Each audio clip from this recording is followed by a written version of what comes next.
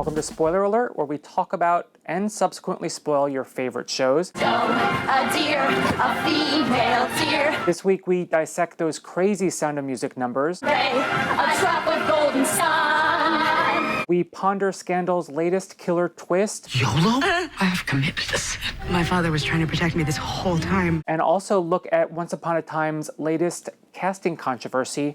And as always, we have our predictions. Welcome, Matt. The hills are alive with the sound of music.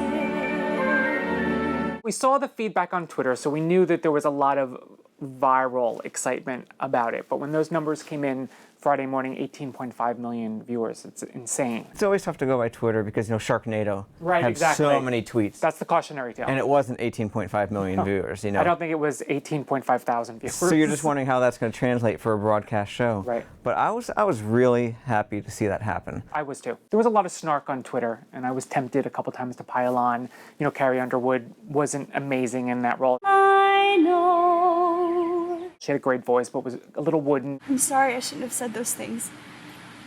Not in the way I said them. And the production was just okay, but I want to encourage the networks to take chances. Anytime we write about one of these remakes, reboots, whatever, everyone's like, oh, can't TV ever, take a chance? Can't they ever do something original, something different? Here, NBC said, you know what, we're going to do something really different. Right. What would you have preferred for those 3 hours? A 3-hour voice clip show? Right. Yes, there were some glitches. The lighting was a little bit off or whatever, but that's how it is with a live show, where they're just basically milling around. If you saw the diagrams of the stage, how they had to have all the stages ready so they could, get from where A to B when they needed to be. It was pretty impressive. And, supporting players like Audra McDonald, Christopher Borley, they added to it. You couldn't hate me.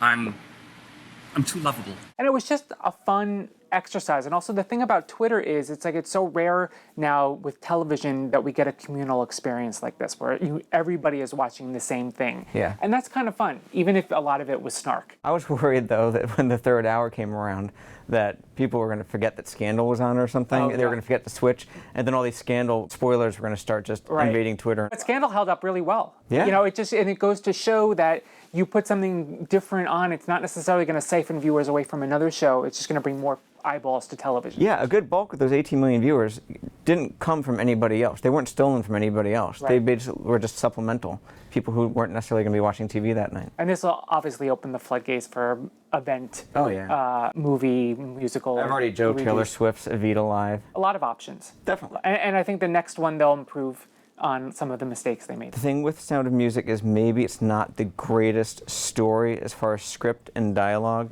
but if you get something that's just a little bit more interesting, like West Side Story, that innately is just going to be more entertaining. I agree. Even when you're not singing. Right. There's just more stakes. There's more urgency to it.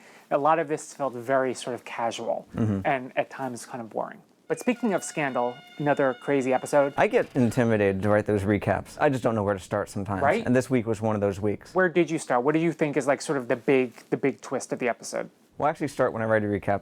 Here's a little making the sausage thing. Yeah, I start with the least interesting things or the smaller things, and then I build up to whatever the big, crescendo is. We polled our readers, and they thought the biggest shock was that Sally killed her husband. Huck torching Quinn was second. But the Sally thing, I did not see that coming. I mean, Jeff Perry told me that Cyrus was going to be in an exquisite hell in the finale airing next week. Yeah. So I was curious what that was going to be because it wasn't necessarily about James cheating on him, but it was born of that. So we were led to believe, though, that she didn't really care, that she wasn't surprised by it, and then she turned around and murdered him? But if you watch her expression, you could tell she's a little irked. Oh, no, at first she's bothered. but she composes herself. Right, and then she puts on the front with the whole, the vice president front. I put the stick in the pig or whatever. The saying about the pig means it's over, Cyrus. But I guess it did bother her a good amount. And do you think that Cyrus is going to get framed for it? We were talking about this earlier. Yeah, well, my first thought was James will wind up framed for it, but then that would require Sally knowing that James has no alibi, which she couldn't possibly. Right. But wasn't Cyrus woken from that phone call from a nap on the couch in his office? Yes. Hello, Cyrus. I have committed a sin. So he's going to have no alibi. So if he runs over there to help her or check out the situation or something, it could turn out that way and blackmail him. I'll pin this on you if you don't get Fitz to let me do my thing or whatever. The Huck thing irked me a little bit. I felt like he went a little bit too far with Quinn. I'm sorry. I'm so sorry because I'm gonna enjoy this. I'm gonna love doing this. And then You're he so licked her soft and face. new and. That went a little bit too far. We get it. But I like that He's they threw in the demented. wrinkle that ultimately she was on our side, that she was on Huck's side, that he brought her over as an asset to basically infiltrate Eventually, Charlie. but not at first. You know, it wasn't like No, he was definitely going to torture her. and remove a tooth, What the hell? I think we have time for at least one. which never gets easy to watch on television. I was telling myself, this isn't actually happening. She's fine. Her tooth isn't It going was to get better extracted. than eating the wrists, though, than chewing at the wrists, I like don't the know. mom did. Tooth extractions get me. Okay, That's just your own my thing. Achilles heel. And then the other twist at the end that Olivia's mother is the bad guy. My father was trying to protect me this whole time. He didn't want me to know what she did, who she is. At least at this point in the story. Right, exactly, until another twist So I think there happens. could be one more reversal ahead. I think Joe Morden, he tweeted something which kind of hinted, like, I'm going to enjoy the love while I can. He's not the monster. She is. Maybe this Marie alter ego was the name that she gave to the reporter that she was going to blow the whistle on or something. I don't know. Mm-hmm. I don't think we've seen the end of this story yet. Another big episode this week, Arrow introducing The Flash. Grant Gustin from Glee. I'm Barry Allen. I'm from the Central City Police Department. I'm with the Crime Scene Investigation Unit. I was pleasantly surprised. I thought he was great. Very charming as Flash, and excited about the potential of a spinoff now, more than I was before. And you kind of have to know going in, Flash, Barry Allen is not Oliver. Right. Okay, Oliver's the square-jawed, stoic, stone-faced. He's more like Peter gritty. Parker, in a way. Yeah, he's very Peter Parker. Yeah. That was my cab driver's fault. I've got this great traffic app, and he thought that he was right. He's geeky, he's fanboy, he's lanky, and because you don't want like some muscle guy like speeding down the street, at 120 miles an hour or something. It doesn't make sense. Right. He was very charming. He had some good chemistry with Felicity. Not that that's something that would carry on to the next show, to the spin-off, but he fit in really well, and I like what he brought to the character. And Arrow hit its season highs. I know, season highs. It's CW. 3.2 million for a CW show is pretty damn good. And overall, CW is doing pretty well this season with originals. Tuesday nights are doing well. Vampire Diaries Wednesday is nights are regularly doing well. beating NBC. Reign, some people thought it was going to completely tank. It's not putting up huge numbers, but it's not.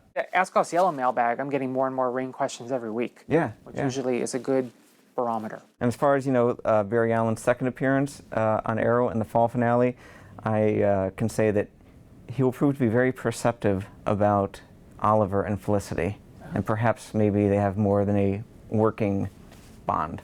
Interesting. Yeah, that should that'll get get fans the all riled fans. up. Yeah, that'll get them riled up. Speaking of riled up fans, you broke some Once Upon a Time casting news this week. Rapunzel is going to be played by Alexandra Metz, who Yes. was on the originals briefly early this season. fans in a tizzy because she doesn't have blonde hair. Because she doesn't have blonde hair, she's an African-American actress, and you kind of get where they are coming from as far as the blonde hair. Because it is in lore that Rapunzel had blonde hair, or maybe worst case, strawberry blonde red, if you're going to go to the extreme. Yeah. But this is the same audience that will always gripe that Once Upon a Time has such a lily white cast, that they kill all of their minority characters. They're damned if they do, they're damned if they don't. Right, and here's an opportunity where you can take a character that could conceivably be African American and go that way. Complain to me when you cast Ashley Tisdale as Tiana, or complain to me when you cast Catherine McPhee as Pocahontas. Right. But this is a totally legit, and I spoke to the producers, and in fact, I confirmed Alexandra is going to be using her natural black hair. No they're wig? Not going to do some blonde wig or No something. blacklist wig No. action? They did allow that, there may be some CGI involved to make Rapunzel's hair grow to the length that it needs to during the story. Yeah, everybody sort of gets up in arms about these things, but at the end of the day, it's about the execution. Let's see how it plays out on the screen. And, I have a feeling she's probably going to make it her own, and that's exciting. Adam and Eddie said that she's blowing them away with her performance. And this is the show that has a female Jack from Jack and the Beanstalk. Lancelot was black. Emily DeRavin, who's basically a blonde, was cast as Brunette Belle. They've, taken some liberties, and they've made it work one way or another, and I think this is going to be a hit. Prediction time? You go first this time. Fine. Nice try. Community will rebound ratings-wise when it returns with its 5th season, and it will be renewed for a 6th. Huh. Okay. Take that. I can see that. All right. My prediction is that the castle wedding between Rick and Kate, whenever it may be, Yeah. this season. Eventually there maybe will be a next, wedding. There will be a wedding day. But my prediction Fair enough. is that it will be interrupted by the return of the 3XK killer storyline. That again? Or his minion, played by the lovely Annie Wershing. We will see. I think Palant is going to interrupt the wedding. Imagine? That'd be kind of cool, That'd right? be fun. Come back from the dead. Yeah. That'd be great. A little crossover. Hi, I'm Allison Brie. And I'm Joel McHale. And subscribe to ENT TV. It's just ENTV for all your entertainment news. No, it's EENTV. It's just ENTV, so whatever. It's ENENTEVE. Unless it conflicts with anything, channel or company we work for. I'm Allison Brie. Signing off.